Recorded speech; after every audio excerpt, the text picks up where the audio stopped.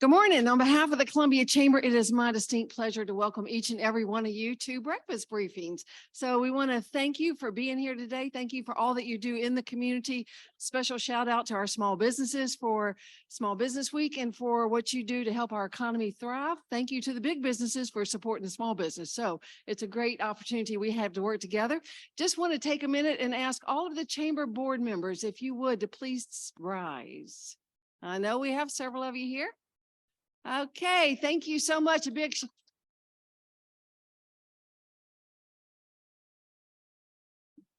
thank you. We appreciate that. And it takes great leadership and great teamwork to make sure that we continue to go. And so with that, I'm going to call up Carl Blackstone and let him tell you a little bit about the economic outlook for the future of Columbia. He is not only president and CEO, he is our leader. So thank you.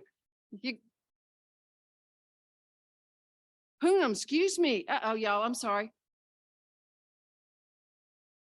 I wondered, I had him confused back there, but I was like, uh-oh, Ashley's doing that part. So sorry about that. It is now my distinct pleasure to bring to you Poonam Patel from MUSC. She's kind of like moonlighting this morning, but she's going to tell you about that.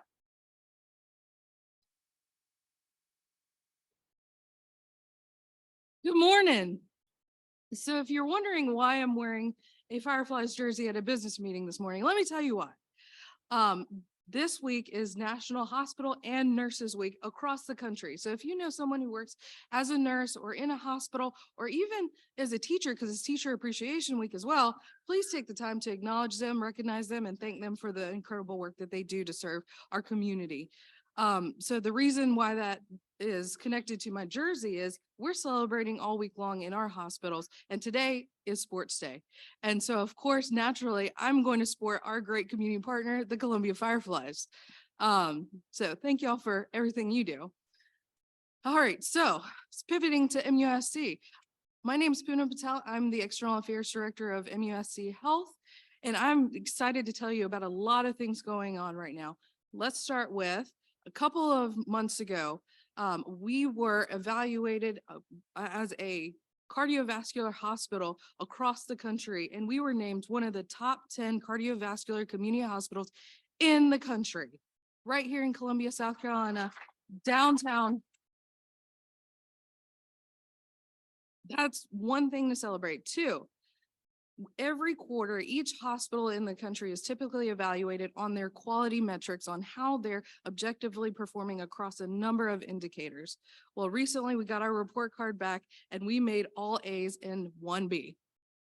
So that tells you we are delivering the highest level of quality care in the community. I am so proud of that. Third,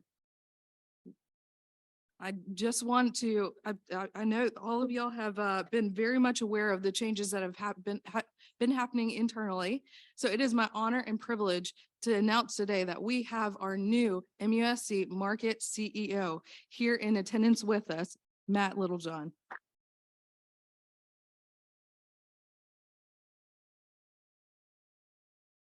When you get a moment, please say hello to Matt, get to know him. He's phenomenal. He's coming back to this community. He was born and raised here. And so he looks forward to collaborating and dreaming about what's possible with you. Without further ado, Carl Blackstone.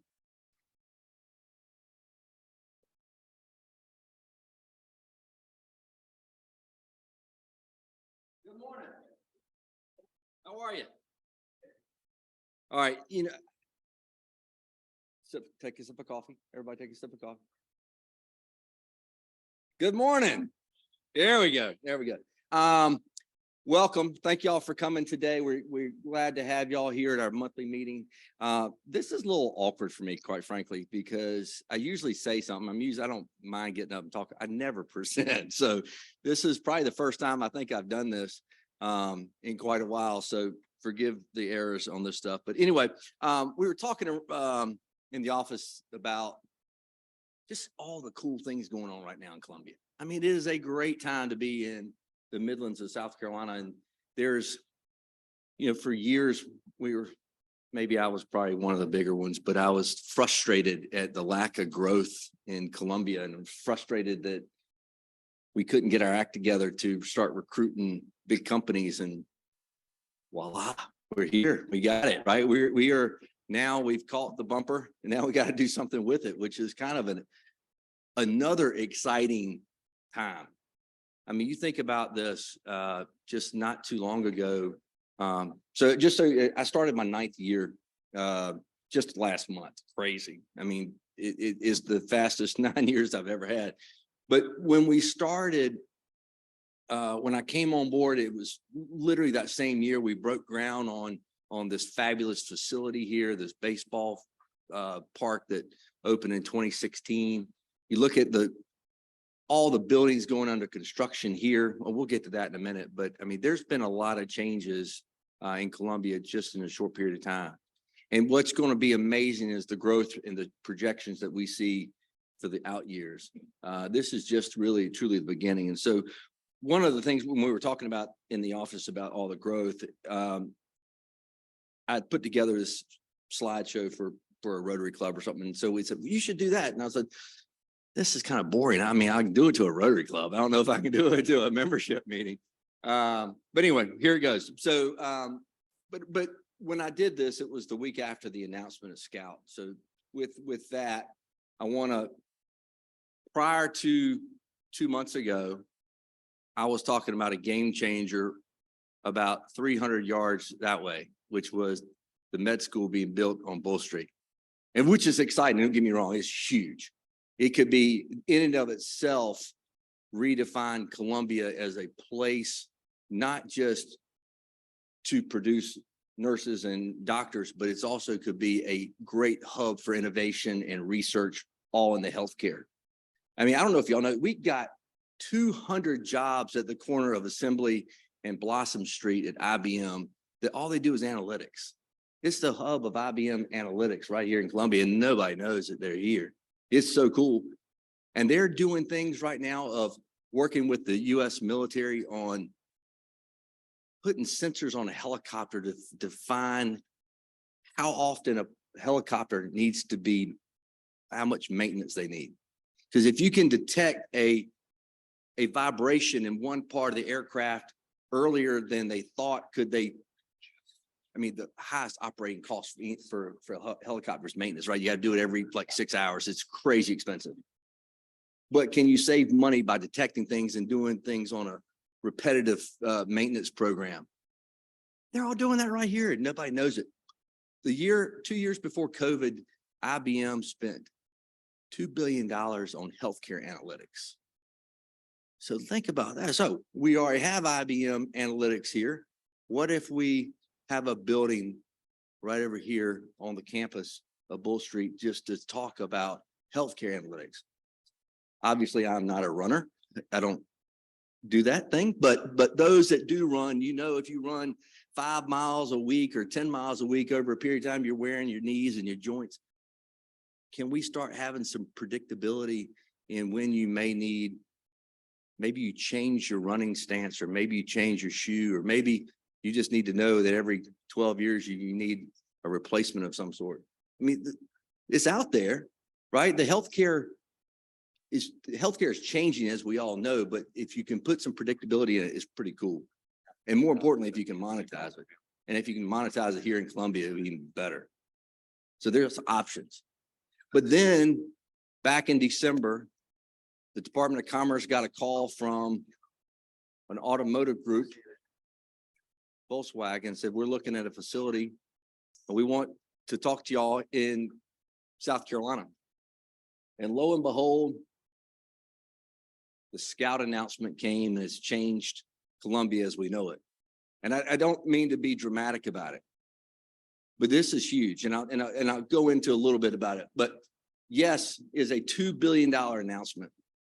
Yes, it's 4,000 plus jobs. And the reason we say 4,000 plus, when you sign an agreement with the Department of Commerce to have a minimum number of jobs, they put a minimum number, not maximum number, because they got to pay money back if they don't hit those numbers, right? So they're going to put a safe zone. So 4,000 is the lowest number they're going to have. That's phase one. They got $1.3 billion worth of economic incentives to put a site in Blythewood on 1,100 acres, which is great. But there's a phase 2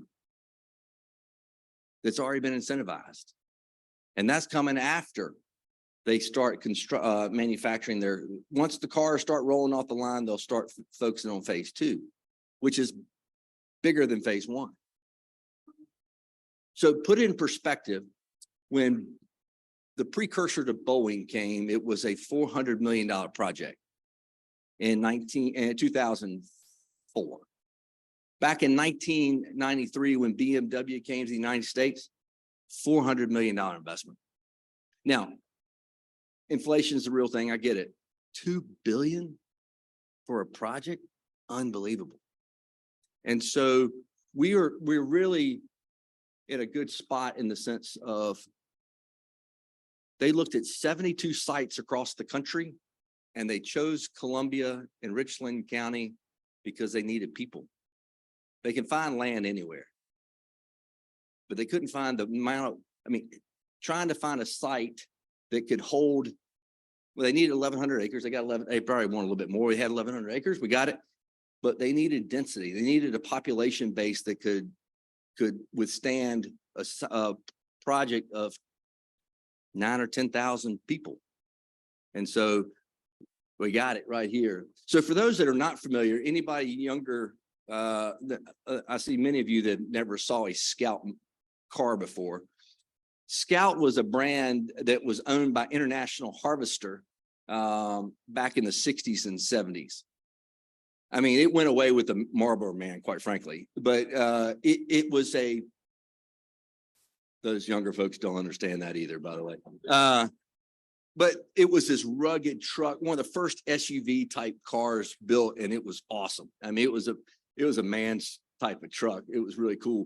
But they mothballed that truck back in the late 70s, and through some mergers and acquisitions, Volkswagen ended up owning that brand. And so they're bringing it back. But it really is kind of cool because you don't really see that often that a brand comes back. One, but more importantly, this is basically a startup company.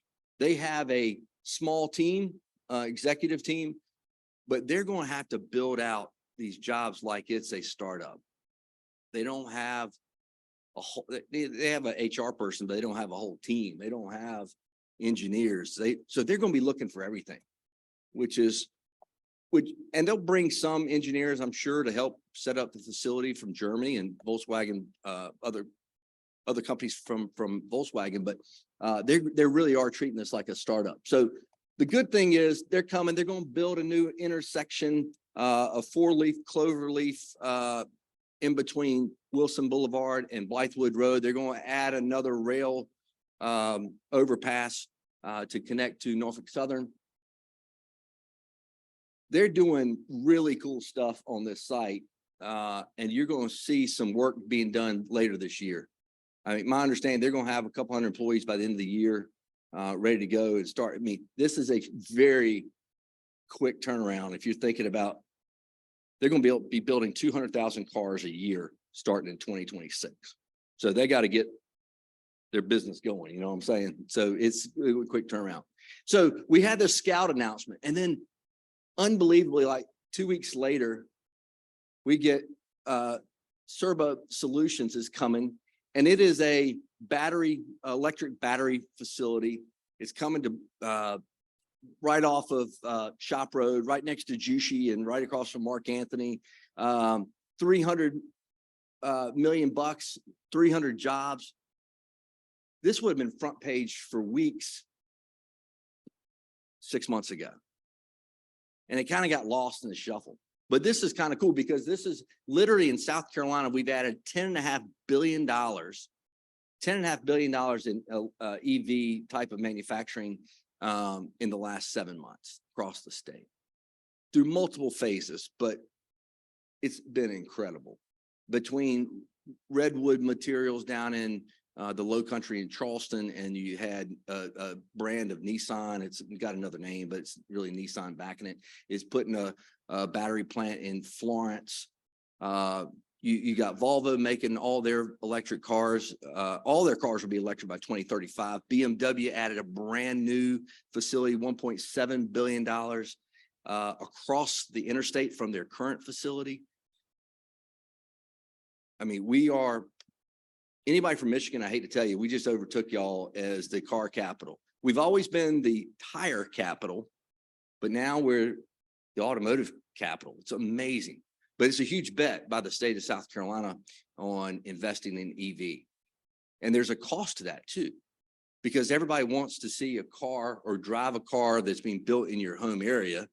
I mean, I do, or I'm willing to look at it, but you got to have the infrastructure, right? We got to have the new technology to charge these cars. We got to have places to stop in the country roads to charge a vehicle. That may take a little while. But we've got to start thinking also, how do we pay for our infrastructure that we currently have? How do we pay it through a motor user fee? That's a nice way of saying gas tax, but they changed the name to a motor vehicle user fee a couple of years ago. And gotta love those politicians. Anyway, they changed it. And but how do we pay for roads? Is because we all pay gas taxes. Well, now if you're switching all your fleets to electric, how are you going to fund state government? So we got to start thinking a little down the line of how we're going to do things. But anyway, Servo's in the batteries facility in the arena, so they're going to be working on batteries for electric vehicles. So that's good stuff. And they're based in Charlotte, so they're coming down here because close to Scout. I mentioned this one because this was a huge deal, and y'all been out to, I know some of y'all been out to the facility, but Mark Anthony Bruin is a great partner of ours, but most importantly, they're a great community partner in Columbia and Richland County. They are loving being here, but that's a $490 million facility that just opened up. The largest brewery built in North America in 30 years. They have a huge area just for R&D work, research and development, coming out with new flavors, new brands, and they have a whole can line just for the R&D work. They have 46 patents in that place and it's very hard to get in. I haven't even seen the line, but it's pretty remarkable what they're able to do. They manufacture 6,000 cans a minute of White Claw. Just think about that. That's a staggering number. But with this, that's a big number, but the fact they built a $1.3 million square foot facility for $490 million and didn't borrow a dime and did it within a year is, well, yeah, it's pretty phenomenal. So all this to be said was in the last couple of years, we have truly seen this unbelievable growth. And then locally here, where we're standing today in Bull Street. And this was a great vision. It took forever to see this vision realized in the sense that it started back in 2004, 2005, when the state said we had excess property and we want to push it over to the locals to develop. And since that time, so between 2004 and 2014, it took that long for the Hughes to be able to acquire the property and to start getting a master plan together. And then we were talking about this earlier. I mean, they have talking about a roller coaster. So they started this in 2014. This opened in 2016. Christmas of 2016 was the first year that online sales outpaced retail sales. And that changed the entire economy because the retail market was driving everything up until that point. And then the retailers, they had 80 retailers that signed agreements to come on this property and all of them backed out because of that one Christmas. And they read the data and said, we used to live in a market where we build it and they will come. If you put retail anywhere, people are going to flock to it. And all of a sudden that changed. And so the Hughes had to say, whoa, time out. We got to rethink this. And so then they started building residential. They put some townhouses in that started at $400,000 back in 2018 and now selling for $650,000. Talking about a heck of a good return there. You've got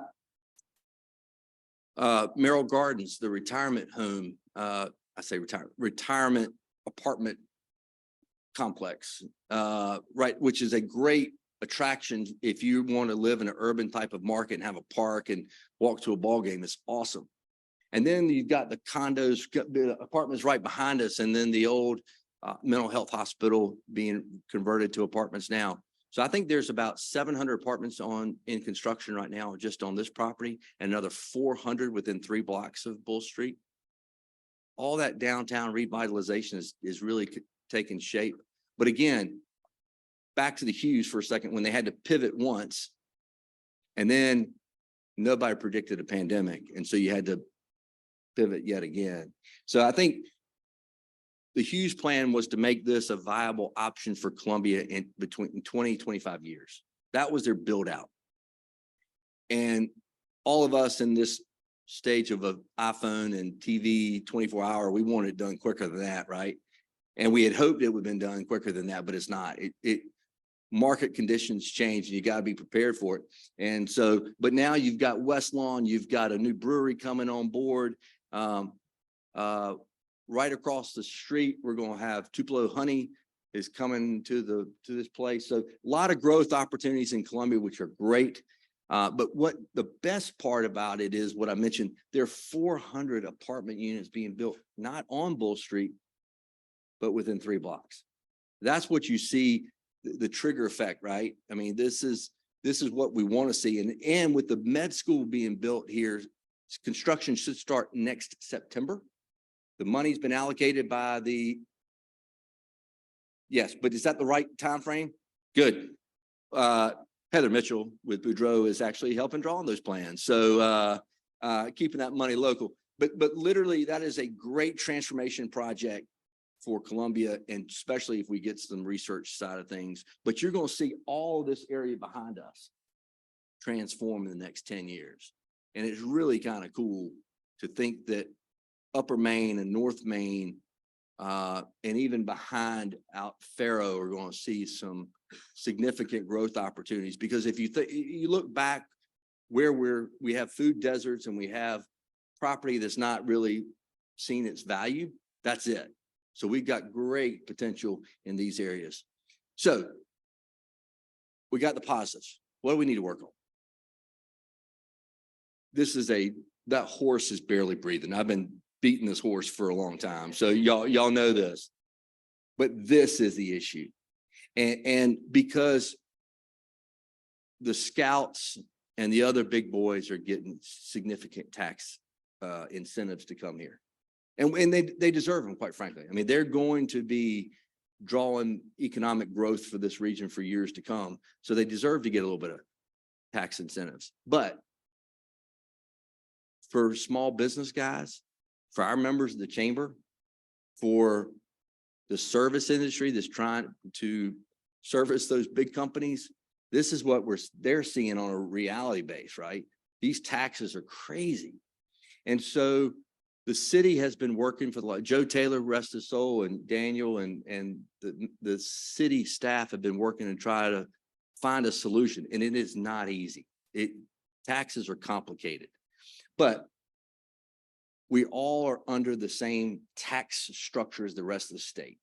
So Greenville's under the same tax code as we are, basically from a property tax standpoint.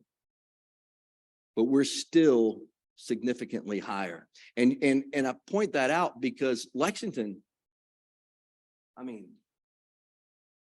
always, I'm not being ugly, but they felt all we need to be is a little bit cheaper than Columbia, right? I mean, you just need to be lower than your local competitor. Their issues are different. Their issues are schools. And why is that? Because people are flocking to Lexington for schools. They're leaving. We're seeing flight out of downtown Columbia like you've never seen. Contrary to the growth patterns and national patterns, we lost 9.4% of the students in Richland 1 over the last 10 years. It's really, if you look at the numbers, where are people going? People are going, middle-class African-Americans are leaving downtown Richland 1 faster than anybody. and they're going to Richland too. They're moving to Blythewood. And then we're seeing a population out of Blythewood moving to Lexington, Chapin, even Lexington too, which these numbers are not good for any community. I mean, you need a well-diverse community. And when you have pockets of people leaving, that's not healthy. And so their number in Lexington all driven by schools. Ours are big school as well, but we shouldn't be losing people if our schools are good.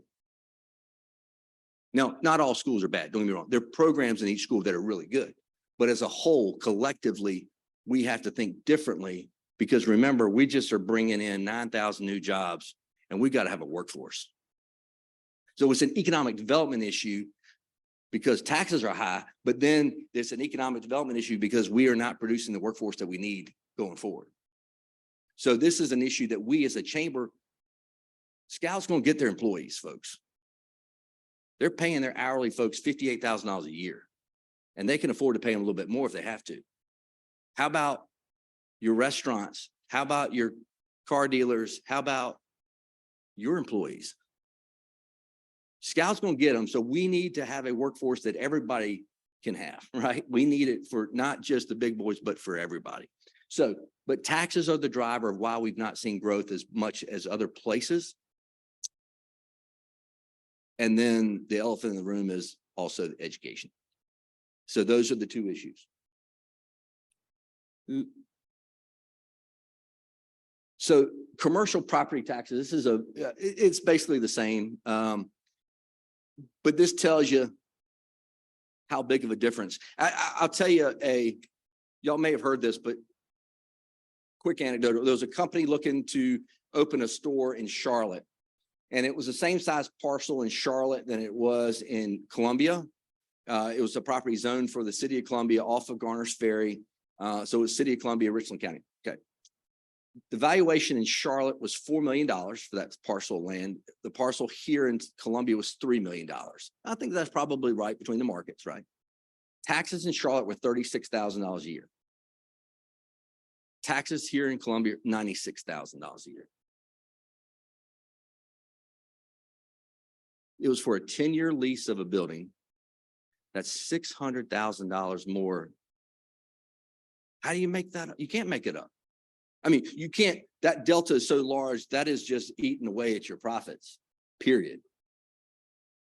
So when we say it's a real problem, and those commercial tax rates, just for y'all, no, it counts for any business, but also any apartments. Any multifamily unit built is considered a commercial. So in reality, your home that you live in is costing about net 2%. It's supposed to be 4%, but you get money back for property taxes. I mean, because you're paying more on sales tax.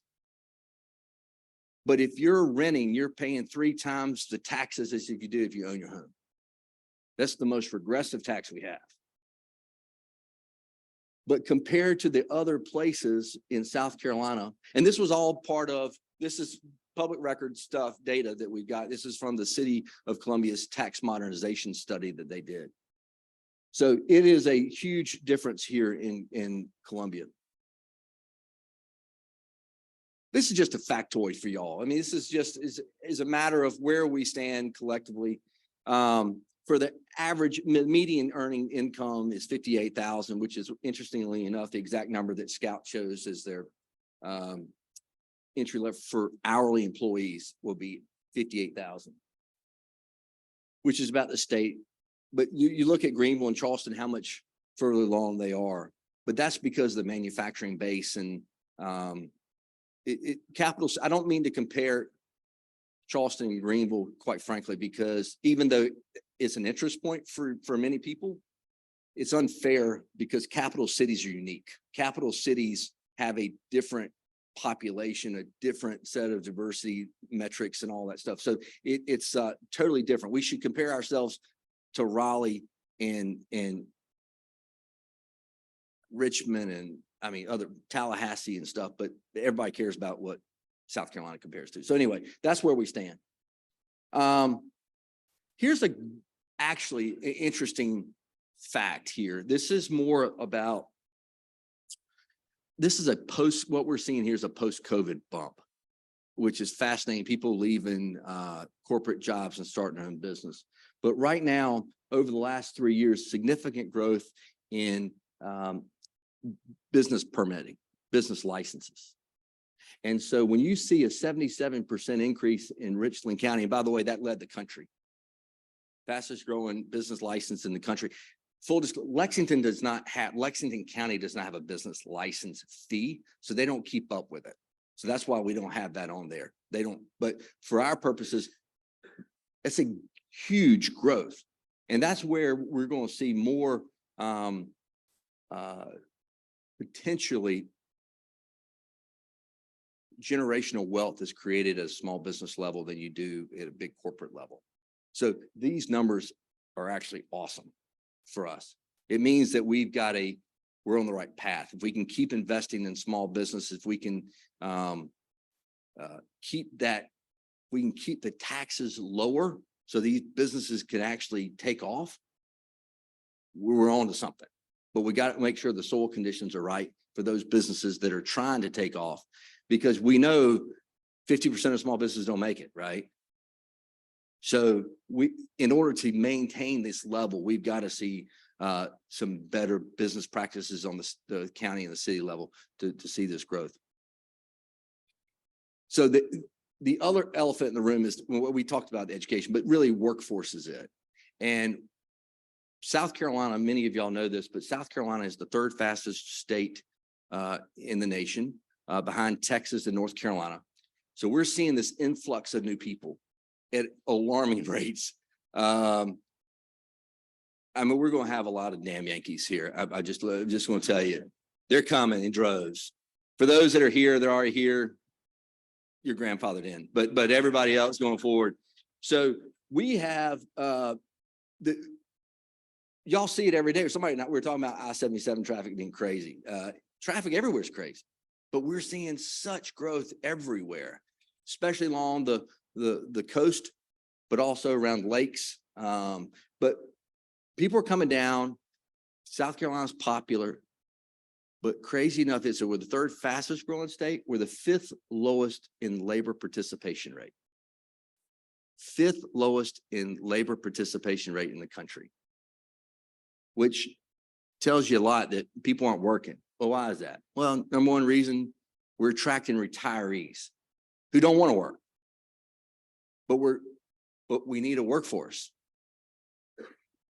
So we have to figure out, how do we find that workforce? A sobering statistic that I saw just last month, of all the universities in South Carolina, and we have a good number of public universities, 34 public universities across the state. Of all the out-of-state students, which I was one, I was out of state, came to a public school in South Carolina. I'm in the minority though. 89% of the students that come here from out of state don't stay in South Carolina. 89%. So we have an 11% retention rate, which is crazy. But it also we have to ask the question, because every university is doing this now. But we're giving, year before last year, USC spent $100 million a year in giving in-state tuition to out-of-staters. For what? Because only 11% are staying. So I think we have to look at the value proposition there, and this is from a state policy standpoint, public policy standpoint. What is it worth it? Do we need it? It is, on one hand, because you're seeing numbers go up at the university, right? It's the largest class ever had. SATs are going up, GPAs going up. But 50% of the students at USC are out of state. Could it be that we didn't have job opportunities for them? Maybe so. That could be. I've said for years, many of y'all have heard it. I argue all the time with folks that people say we have a talent retention problem, and we do not. I don't believe. We have a job creation problem in Columbia. We have had until Scout, where we just, because of the taxes and the burden of doing business in Columbia, we were not creating new jobs. Now we have them. Can we now get people to stay? And that is going to be, that's the $64,000 question, quite frankly. And nobody in the room can tell us because this is all new to us. But over the next 2 years, we're going to find out. That's for sure. So we could, y'all can read all it. I mean, there's some interesting stats on workforce, and there was a whole, the governor put a whole task force together to look at the low participation rate, but the outcome is we're just recruiting a lot of retirees. All right. So on the last little bit here, there are some really cool things about Columbia. Obviously, top 5 city for millennials, which is awesome. The corporate taxes come down. That's a little, yes, it's working its way. It's going down to 5%, but it's not all the way there yet. One of the things that we had that was going for us right now was our incentive programs. The city of Columbia passed some commercial incentives for projects over $30 million in downtown. Most of those came in as student housing. And if you look at so over the last 6 years, we've added probably 9 student housing complexes around town. 5 of those are the largest taxpayers in Columbia, and they're paying 50% tax rate right now. So pretty actually, and then they go full 100%. Is it 10 years to 10 years, right? So in 5 more years, they're going to be paying full tax rate, and they'll blow everybody out of the water. But they've been a boom for Columbia. The next phase should be hoping we'll get that passed this summer. It's another opportunity for council to really be deliberate on what type of projects they want. They're looking for non-student housing projects, whether it's multifamily for professional workers. It could be some grocery stores. It could be commercial. It could be retail. But they're looking at passing some incentives this summer that would it would actually encourage smaller developers to get in the game. So in the threshold prior to the sunset, there was an old incentive program that sunsetted in December that had a $30 million cap. This will have either $10 million cap or $15 million, threshold, $10 million or $15 million. So if you're doing a smaller project, you may get lower tax incentives, but you'll be incentivized to build a project, which has not been done before. And we know that there's no project that's been done in Columbia without incentives. So we're looking forward to that program. Daniel's pushing that really hard, as well as tax modernization. Before I go, so the tax modernization, we're working with the General Assembly and the county and the schools to come up with a plan. We may come back with you and need some help on that.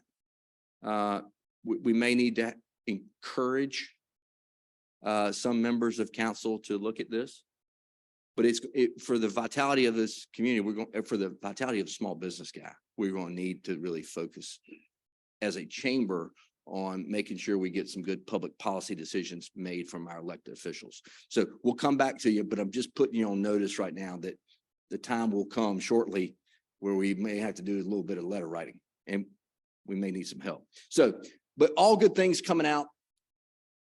When we talked about workforce, what I didn't mention, they are 12 schools in the central part of the state, but literally we have 6 colleges, university here in Columbia that produce, we graduate 5,000 or 6,000 kids a year out of the colleges and universities here. We have a workforce. It is here and it's great. And we have some schools that want to grow. Universities up to 37,000, they graduate about 5,000 a year. So they're the majority of the kids, no doubt about it. But we do have a viable, there are a lot of places in the country that don't have colleges and universities in their town. And they're struggling. We have it. We got a bridge everybody crosses almost every day, but no access to the water. We've got all the amenities of a great town. So it's just thinking how we use them differently. So all in all, I'm short on time, so I don't want to keep y'all, but we really are blessed with the diverse population and education opportunities, with livability, quality of life. Many of y'all heard this story, but I was talking with a guy, Capgemini, And John, he was the former president of CAP for North America. He goes, Carl, I got a problem with Colombia. I said, oh no, what's going on? He goes, really, I can't recruit here. He goes, we have offices in Dubai and India and Eastern Europe, and I got to explain where Colombia is, which is fine. He goes, actually, really, that's not my problem. He goes, my problem is once I get people here, I can't get them to leave. And I'm like, what? That's cool. Now, I don't want to go to Dubai, and I don't want to go to LA, and I don't want to go to Dallas. I mean, we like it here, and it's Colombia's growing, but it still feels like a very large, small town, right? So we have a quality of life where people want to live. I know why people are moving here.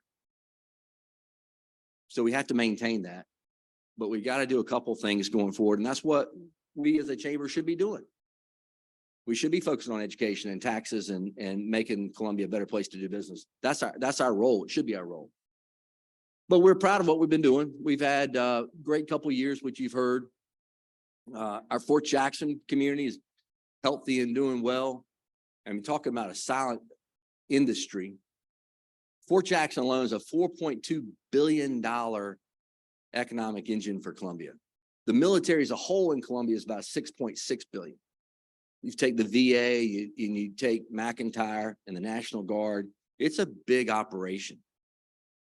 But we have 8,200 full-time employees working out at Fort Jackson every day. 70% of that number lives out in the community. They could be your next door neighbors. Your kids may go to school with them. And they're transient for the most part. They're here and gone, at least the enlisted folks are here for 2 years and gone. But when they graduate 1,000 troops a week, that brings in so many visitors. And they go to the zoo and they go down to the restaurants downtown. They stay in hotels. That's a beautiful thing. That's heads in beds, people. That's accommodation taxes, retail taxes. We love it. But they really do bring a lot of people here on a weekly basis, which is great. So we have to keep remembering they're here, because if we stop remembering, they could be gone. Because it doesn't take long for the federal government to do crazy things. So it's a huge industry for us, and we appreciate what they do. All right, well, you know about anybody Leadership Columbia class for their project yesterday. That was great. 50th anniversary of Leadership Columbia this year, which we're really proud of. So, all right. I gave you a lot of data, which before coffee is dangerous. So sorry to run through that so fast, but I'll close on this. We're excited about where we are, and I'm excited about the opportunities that we have before us. But it is going to take a collective vision from us as a chamber, and not just our chamber. It's going to take a regional effort in the next few years to really think differently how we approach things. Workforce, quality of life, because with growth comes growing pains. Remember that, right? I mean, we know it's coming, so it's just be prepared for it and try to work through things on the front end versus always being reactionary. You get a better result if you do things on the front end. And so that's what we're working to do. We're going to have thanks to Splash, we're having our tri-chamber after hours tomorrow over in Lexington with the Casey West Columbia Chamber, as well as the Lexington Chamber. So we're thrilled about that, but we really are trying to work closely together because we're going to need it. So with that, I'm happy to answer any questions that y'all have, if you have any. Yes.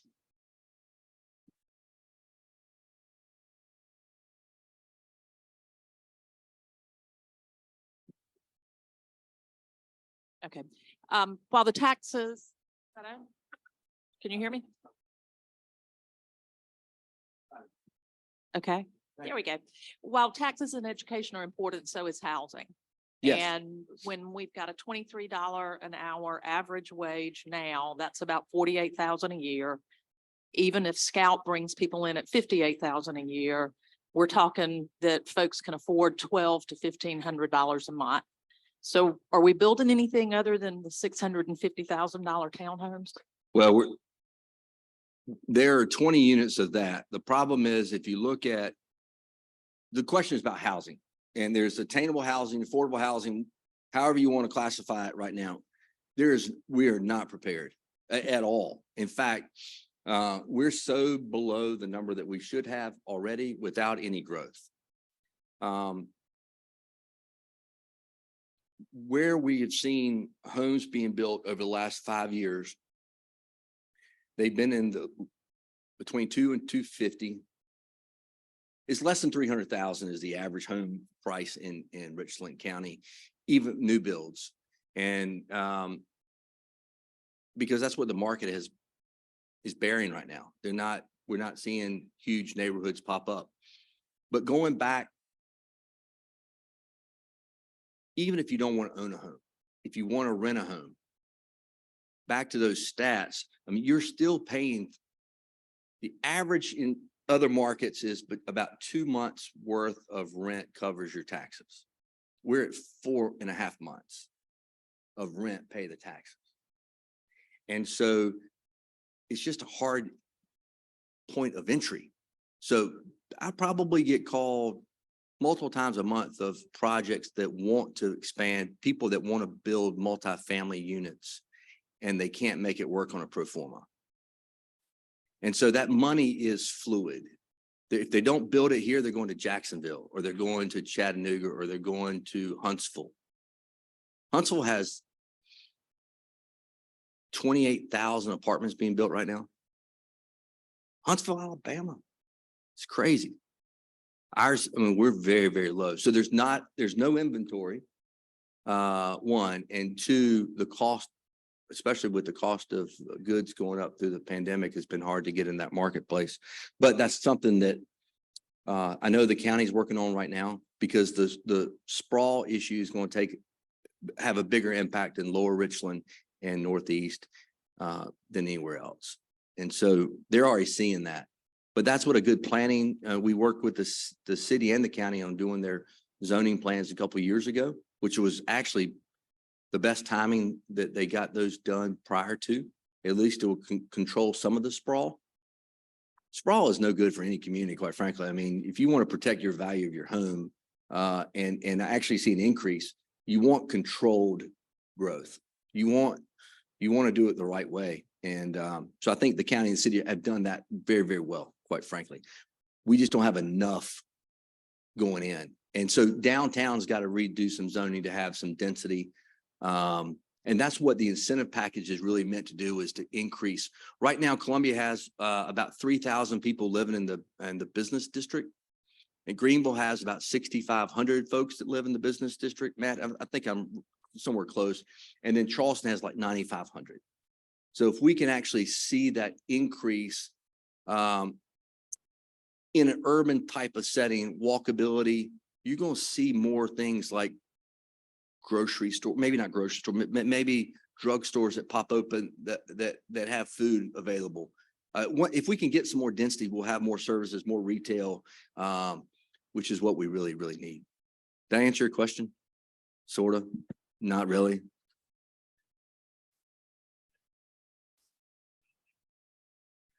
But right here, okay. Great. That's what they're moving dirt on right here? Great. Okay. Thank you. All right. One more for the. All right. Well, I'm going to turn it over to Ashley. To Steve. Sorry. It's right in front of me, too. Hey, Steve. Thank you for being here. Steve Pageant with Blue Cross Blue Shield, great partner. We appreciate you being here. I'll turn it over to you. Thanks, Carl. It's always fun. Yeah.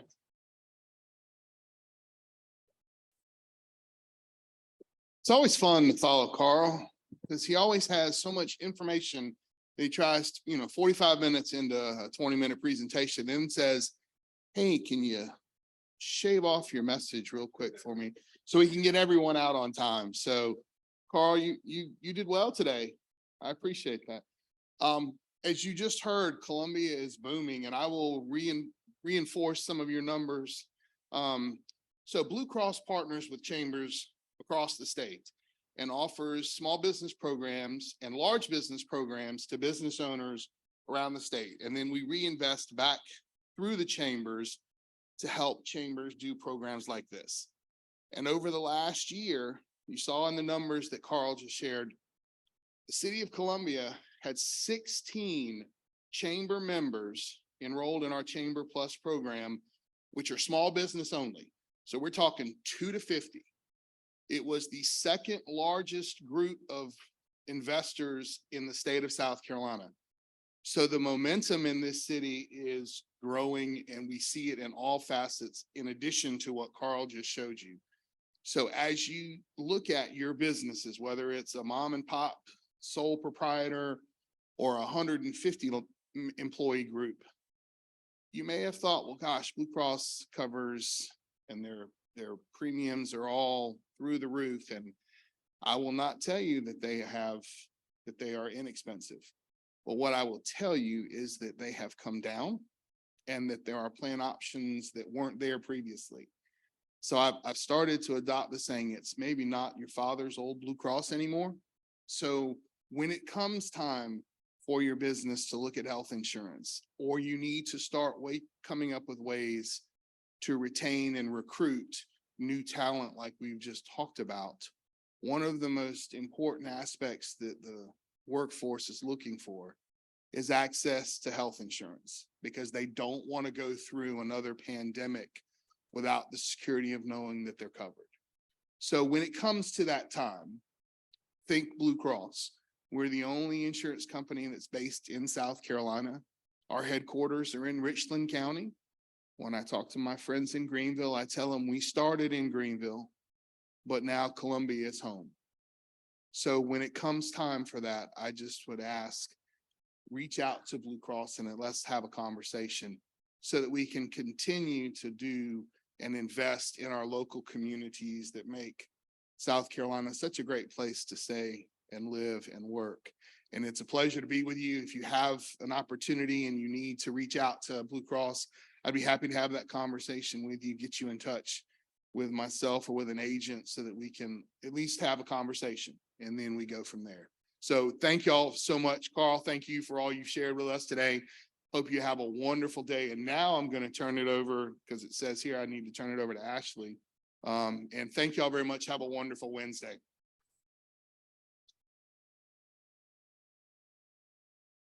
All right. Notes. Who needs stinking notes? I do. And I spilled coffee all over mine this morning, so bear with me. Thank you, Steve, with Blue Cross Blue Shield, for your update. We would like to take a moment to introduce some of our most recent new partners that are here in the room with us. If you are here, if you'll stand up when I call your name. Hotwire Communications, I think I've seen you this morning. And Rumsey Construction.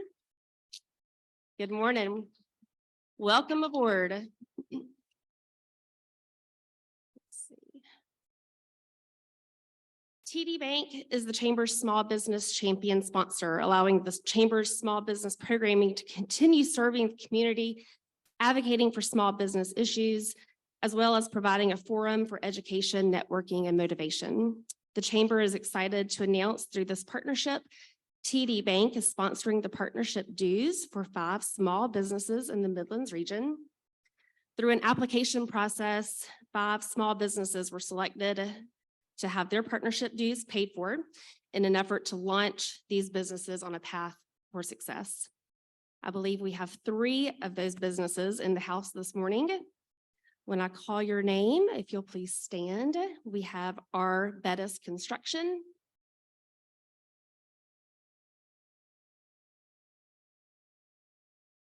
OTR Media Group, hey, in the back, and AI Nautics.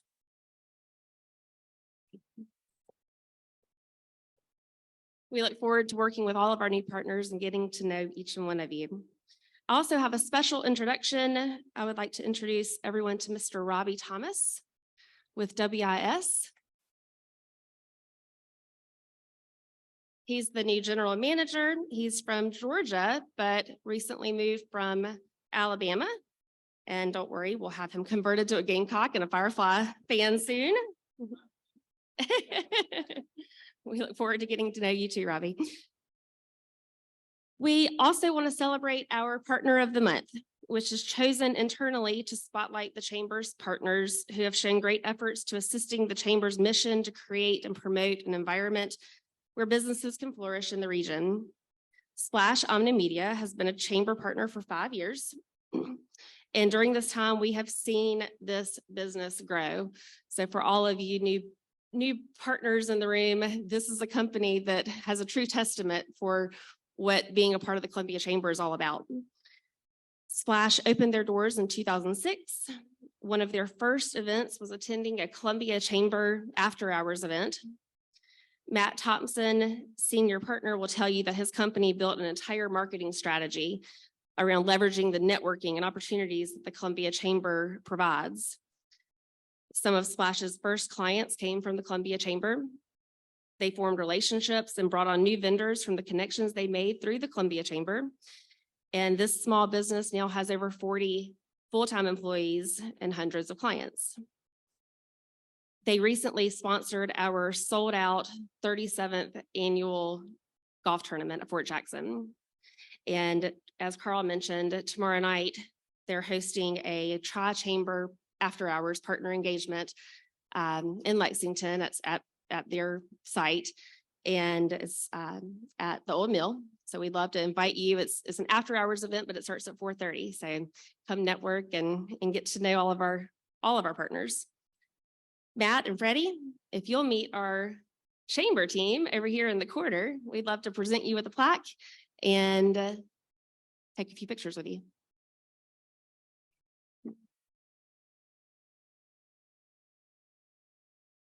Absolutely, thank you. Thanks.